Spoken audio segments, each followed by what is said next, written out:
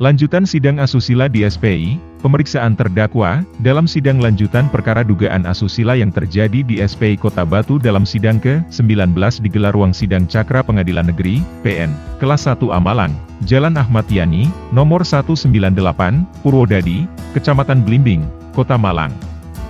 Rabu, 6 Juli 2022.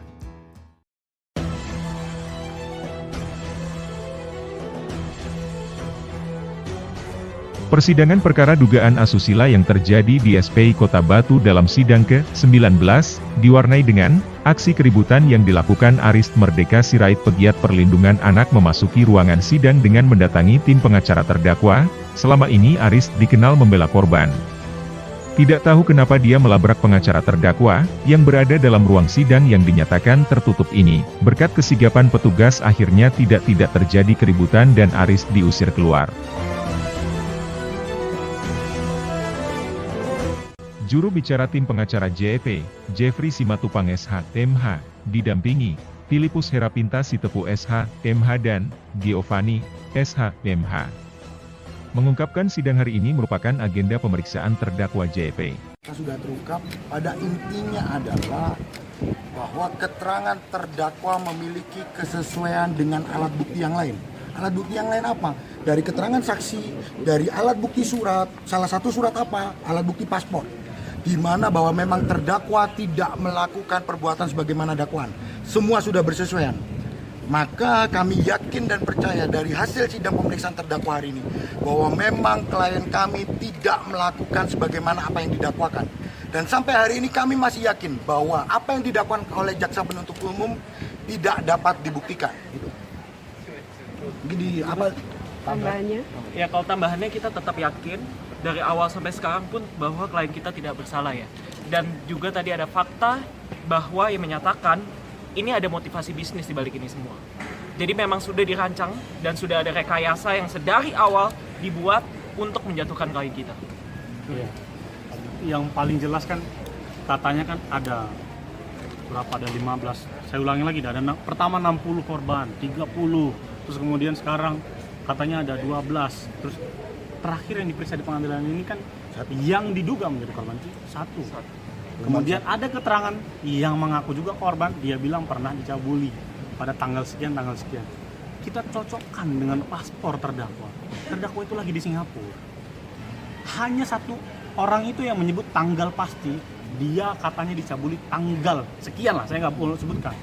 Nah di tanggal itu, terdakwa itu lagi di Singapura. Sementara kalau saksi korban sendiri dalam perkara ini, dia tidak pernah menyebut tanggal yang pasti. Dia bilang awal tahun, tengah tahun, akhir tahun. Gimana cara membuktikan awal tahun, tengah tahun? Pembuktian itu harus detail.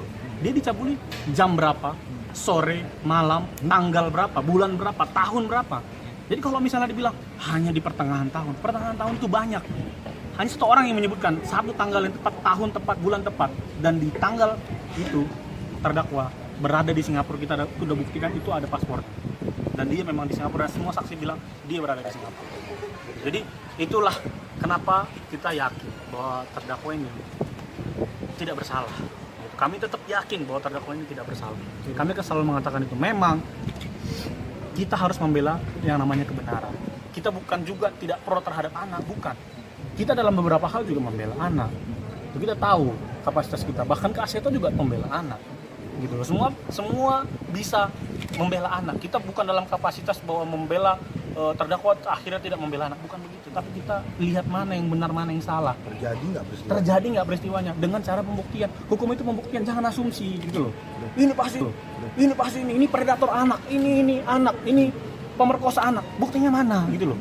Punya bukti nggak gitu loh. Jangan, kalau begitu kita semua bisa menjadi korban dari kriminalisasi. Semua bisa kena. Semua orang bisa kena dikriminalisasi kalau hanya dengan asumsi-asumsi. Nggak boleh, harus buktikan di pengadilan. Dan pembuktiannya sudah selesai hari ini. Dan kami yakin bahwa klien kami tidak bersalah. Bahkan terungkap juga dalam persidangan bahwa kasus ini ada yang mendanai. Udah itu aja. Ada yang mendanai. Ya, ada yang itu mendanai. dari seluruh keterangan saksi yang kami hadirkan. Perkara ini, ada yang permasalahan ini, ada yang mendanai.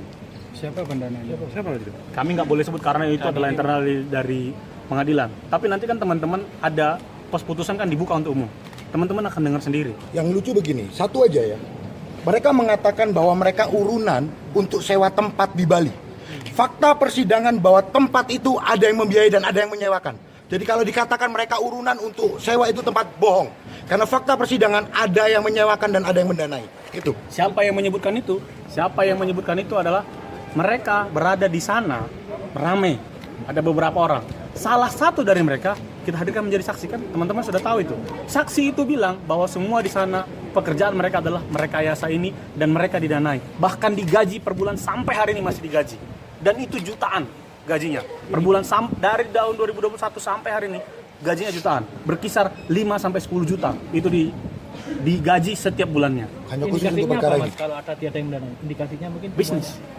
Motivasi bisnis. Motivasi dan disebut Dan namanya. yang mendanai juga sudah mengakui kok. Sudah mengakui. Yang mendanai sudah mengakui dan terungkap di persidangan. Di persidangan sudah terungkap. Tapi kalau Dia namanya mengakui. siapa kita tidak bisa orang sampaikan. Jawa Timur atau luar Jawa Timur kira-kira? Orang Jawa Timur. Terima kasih ya. Dari Kota Malang, Buang Supeno, DMTV melaporkan.